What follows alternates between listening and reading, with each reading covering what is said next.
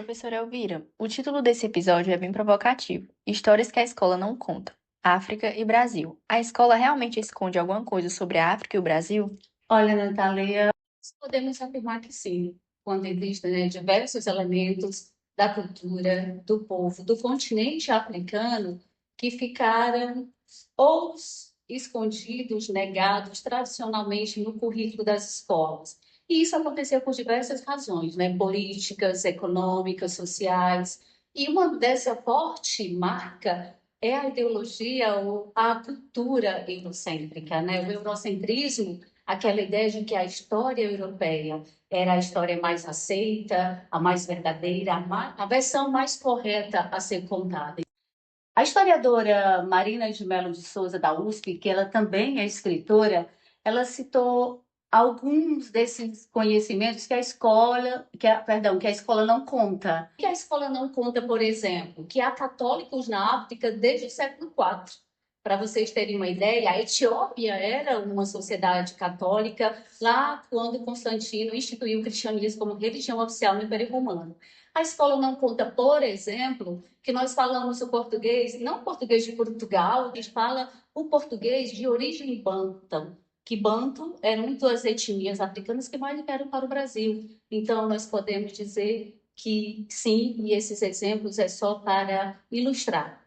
Conhecer a África, a sua história antes do processo da colonização da América, é reconhecer essa África rica, intensa e de grandes saberes que às vezes a escola esconde. E esse apagamento histórico ele está fundamentado em duas bases: a omissão e o silenciamento.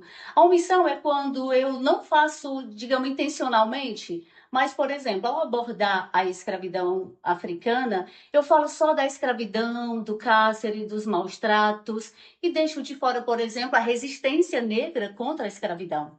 O silenciamento, por exemplo, quando eu falo das religiões de matriz africana, eu coloco-a como demoníacas, então estou silenciando. Então, há uma intencionalidade, muitas vezes, de calar essas vozes.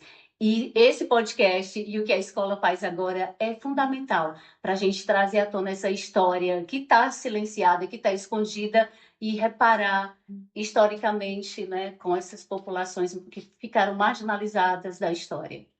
E eu gostaria só de dizer que quando eu me refiro histórias que a escola não conta, eu não tenho que fazer generalizações, porque tem escolas e escolas, currículos diferentes, intenções e intencionalidades diferentes. Então, para a gente não reduzir a, a uma verdade única, Porque as escolas são plurais. E quando a gente pensa em África, professora, a primeira imagem que vem é quase sempre a da escravidão. Isso é um problema?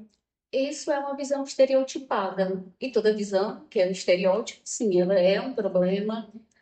Não porque que a escravidão não deva ser tratada, estudada no currículo das escolas. Na verdade, a gente precisa fazer isso. O que nós não podemos reduzir à África é ao processo, da escravidão. A escravidão atlântica, ela é central na nossa história enquanto Brasil e também da própria África. Então, estudá-la é importante. O problema aparece quando a gente usa sempre a escravidão como referência ao se falar da África. Então, a África, ela, na maioria das vezes, ela é ligada somente à escravidão. Como se o continente, não tivesse civilizações complexas, não tivesse ciência, tecnologia, arte, filosofia, impérios grandiosos que marcaram a história da humanidade. Então, a ideia não é substituir a história da escravidão, mas colocá-la dentro de um quadro mais amplo e mais humano.